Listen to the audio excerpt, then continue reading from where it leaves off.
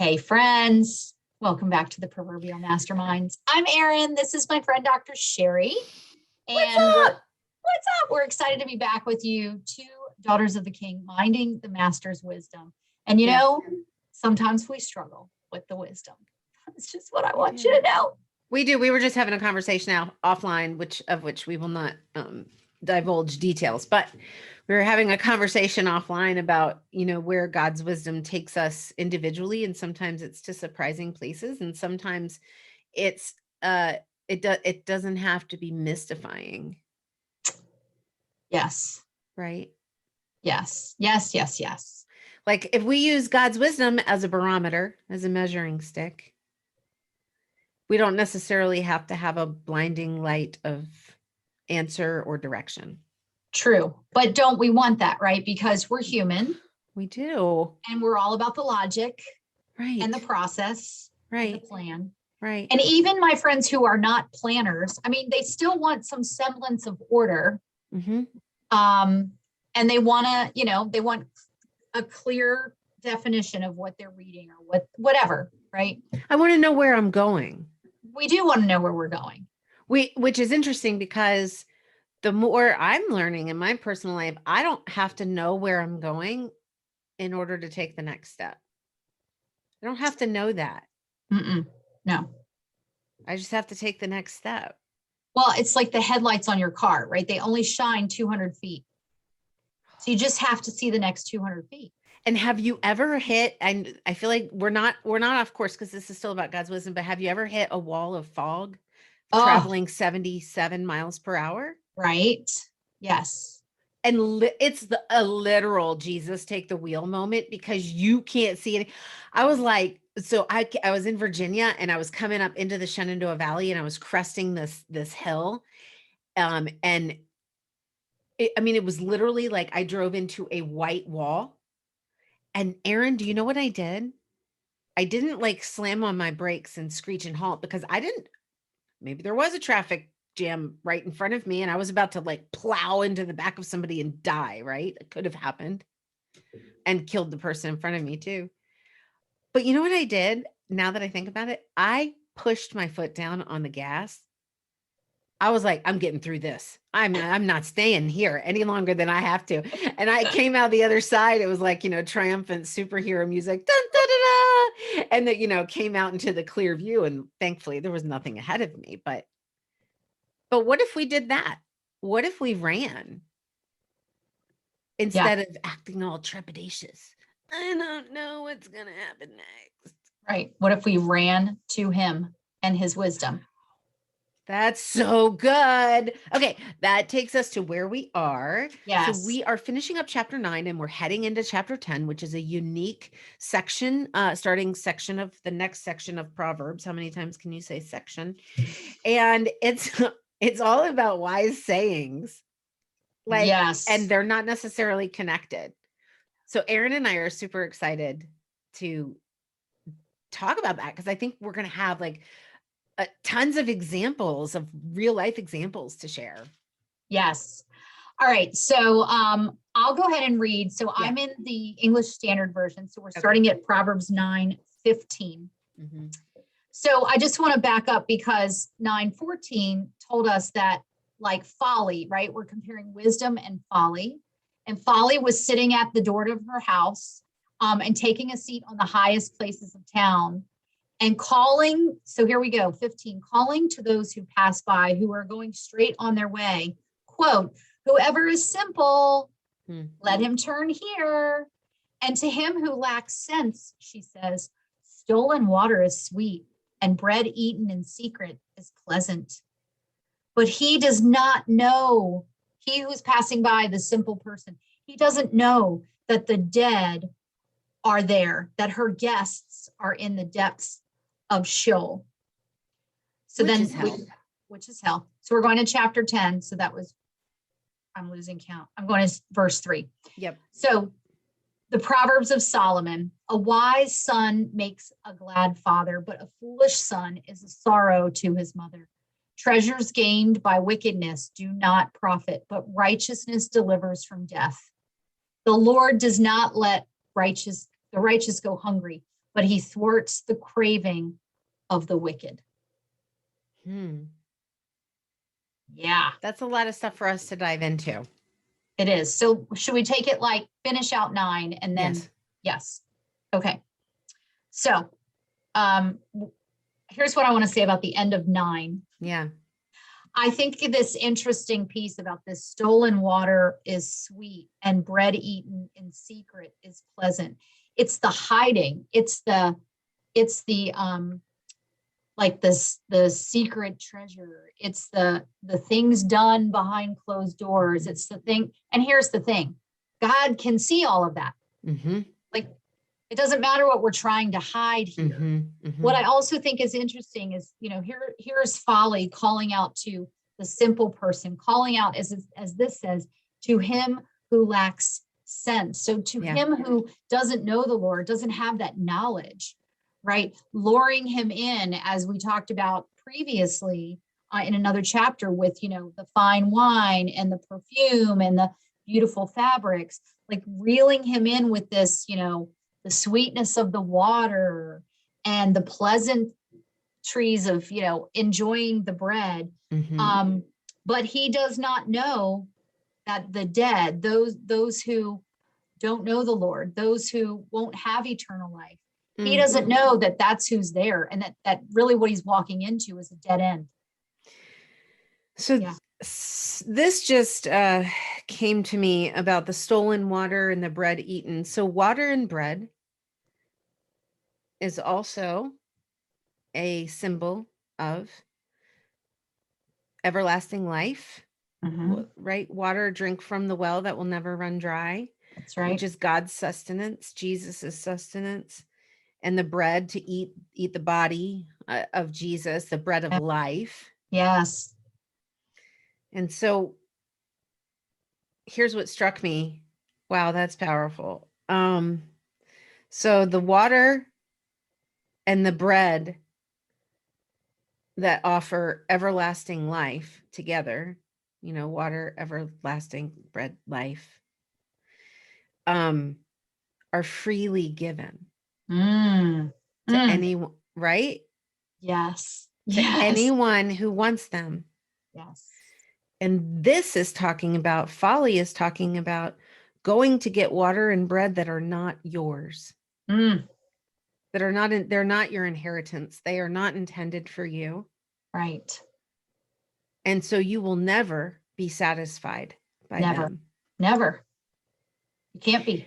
And I go back to thinking about, remember when we were talking about neighbors? I'm not sure which section of Proverbs we were in. Maybe,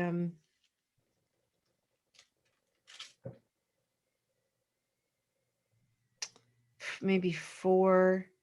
I don't remember. Chapter 4. We were talking about neighbors. Do you remember that? I do. I wish I could find the location really quick, but it was before we got into like 8 million chapters about adultery. Anyway, it was talking about something that's stolen. Remember, it can't be replaced. Right. Like somebody's, that maybe that was when we moved into talking about adultery, but somebody's wife or somebody's husband that's not yours, the outcome of doing that cannot be restored. You can't, there's no restitution you can pay for that. Yes. Yeah. You can pay restitution for stealing property. Right. Right. But not for that. And so I think about this stolen water is sweet. And so let's, as long as, it's forbidden fruit. That's to me is what this is saying. Ooh, that's good. It's going after the forbidden fruit. The one thing that God said, don't take, because I have all this other amazing stuff for you that is yours, that belongs to you and is for you. Right. But you're going to go after the thing that I said is not good for you. Like a kid in the hot stove. No, honey, don't touch. Yes. No, honey, don't touch. Yep. My cousin, who is now, let's see, he's 34. I used to babysit him when he was a little boy. My aunt told me a story one day that he was like 2, and his favorite word, she said at the time, was no, and because that was like the only word she was using with him. No. Right. So she said they were at home one day and they were in the kitchen and he went to touch the knobs on the stove. And she was like, no, no, no. And he goes and he touches every knob and he goes, no, no, no, no, no, no, no, no. But that's how we can take that kind of Yes. toddler-like attitude and be like, I know I'm not supposed to have this, but oh, it's so good. Right. Yeah, absolutely.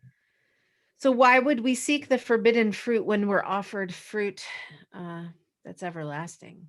Right. Yeah. Well, it's the temptation for sure. But I also think it's the like this is saying, you know, people who lack sense, the people who lack wisdom, the people who don't know the Lord. The people who aren't reading. Yeah. I mean, let's be clear. We can all know the Lord. Yeah. And Oh, yeah, yeah. Still, we are every day. Yeah. Tempted by those things. That's right. Yeah. Yes. Yes. So that's just a really powerful picture, like, of what are we going to take what's offered to us freely or sneak around to try to get something that's harmful to us that's not ours. Yeah. That's all I got for chapter 9. So chapter 10, as Sherry said, you know, we're starting to get into kind of these sayings. And so this first 3, again, as he refers back to, you know, the wisdom and the wise son that makes a glad father, but a foolish son is a sorrow to his mother. Now, I do think a foolish son is probably a sorrow to his father too, but I don't know why it just says mother. But that's what he was, you know, treasures gained by wickedness do not profit. Yeah, I mean, think about that. If someone is lacking integrity in business, they may have all the treasures and all the success and all of the recognition, all of that. But in the end, it doesn't profit. It doesn't profit. Righteousness. Yeah, right. Righteousness delivers from death. Well, yeah, it does, because we're delivered from death in the righteousness of Christ. And then the Lord does not let the righteous go hungry, but he thwarts the craving of the wicked. So that's interesting to me. That's worth diving into a little bit on two fronts. So the Lord, my version says, the Lord will not allow the righteous soul to famish.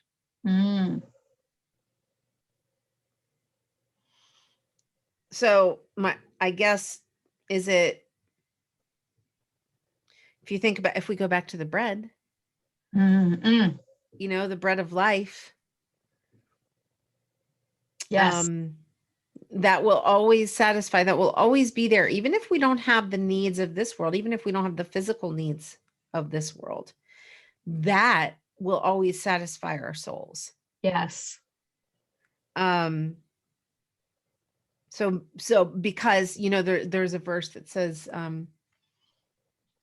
I've never seen the righteous begging for bread. I don't think that's begging for bread. No. I think that's, nobody ever has to beg for the bread of life. That's right. You just have to say, I want some of that, and it's poured out. Right. Yes. Yes. So maybe that's what it means about not famishing, not to go hungry, is not to grow spiritually hungry.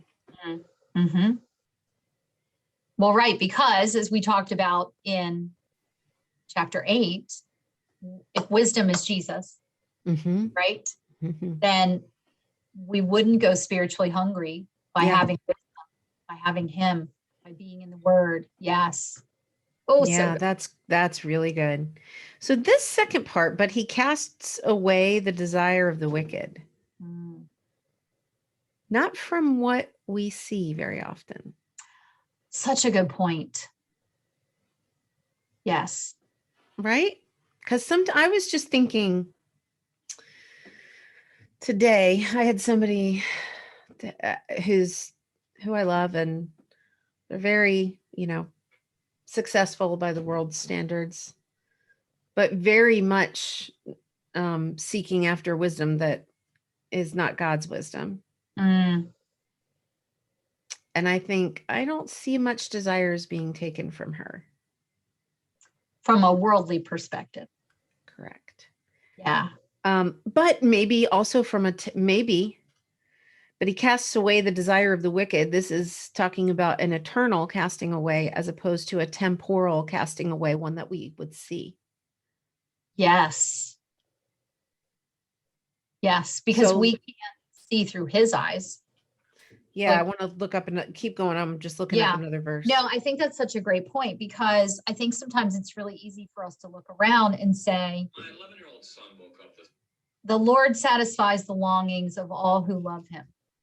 Yes. But what are we longing for? Right. Right. So then we look around and we're like, well, I don't feel like I've had my longings satisfied, but I'm looking at this person over here who maybe isn't a believer, or Yeah. maybe says they are, but whatever. And it doesn't look like there's much being withheld from them. Like, they're getting everything that they desire. Yeah. Yes, but for eternity, like exactly what you're saying, I think it's hard to see that sometimes because we're bombarded by the noise and the chaos of the world, and that we equate so many. I think it was my husband and I are teaching Financial Peace University, and in the last lesson, Dave Ramsey said something about like how we think, well, I've worked so hard, I deserve that car, or I deserve, that house, or whatever that is. And so we tend to see things in those terms, and therefore it's hard for us to see, but what are they, and it's not a comparison, like what do I have and what do they not have, but what are they not getting in the kingdom? Right? Yeah. Well, and let's look at, I think it's important for us to continue to add scripture that supports, what we're talking about from other places in the Bible. So the 37th Psalm that notoriously starts with "Do not fret." I'm just going to read verses 1 through 8. Mm-hmm. I could read the whole chapter because, and you should, listeners, if you are viewers, people, Stalkers. stalkers, read Psalm stalking us. 37. But I'm just going to read 1 through 8. It says, "Do not fret because of evildoers, nor be envious of the workers of iniquity." We just got done talking about rewards and treasures of wickedness, treasures made by wickedness. So, "Nor be envious of the workers of iniquity, for they shall soon be cut down like the grass and wither as the green herb. Trust in the Lord and do good, dwell in the land and feed on his faithfulness. Delight yourself also in the Lord, and he shall give you the desires of your heart." Talking about the desires, right? The desire being snatched away back there. He will give you the desires of your heart. "Commit your way to the Lord. Trust also in him, and he shall bring it to pass. He shall bring forth your righteousness as the light and your justice as the noonday. Rest in the Lord and wait patiently for him. Do not fret because of him who prospers in his way, because of the man who brings wicked schemes to pass. Cease from anger and forsake wrath. Do not fret, it only causes harm." So the wisdom there is when we find ourselves being drawn to what other people are doing, Yes. and what other people have, do not fret. Look away from that and look back to the everlasting well of water, of living water, right? And bread of life that comes from Jesus. Yes. Look back to the wisdom. Even looking back at what's coming up for me is when you're looking around and going, well, how come they have that and I don't have that? Which goes back to some of the conversation we were having. It's looking back and going, okay, well, where was the wisdom in the steps and the decisions that brought us to where we are? Well, that wisdom is the Lord. Mm-hmm. Yeah. Right. And we know that what the Lord provides may not look anything like we thought it should look. That's right. Planned it or whatever. So where is the wisdom that brought us to that point? Right. And if we connect that back to 9, the difference between wisdom and folly. So wisdom is calling out in the square and talking about all of the fruitfulness that happens when you follow wisdom versus folly. So like, which way would you rather be? Yeah. Yeah. So That's good. Do not fret. Do not fret. Drink from the well. Drink. What is that? I got to sing again. Drinking at the springs of living water. Do you know that one? I don't. Happy now am I. My soul is satisfied. Sing it, girl. I love that. The last line is drinking at the streams of living water. What a wonderful and bountiful supply. Endless supply. Yes. Yes. So good. We're going to have to wrap up every episode with an old school hymn. I think so. I think, and you're going to have to sing it. So tune in next week when we will be continuing in chapter 4. We'll be in chapter 10, chapter 10, verses 4 through 10. Yes, 4 through 10. 4 through 10, Ooh. more great wisdom. Yep. Preview, we're going to talk about slack hands and winking eyes. Winking eyes. Wink, wink, nudge, nudge. Wink, wink. All right, everybody, have a great week. See ya.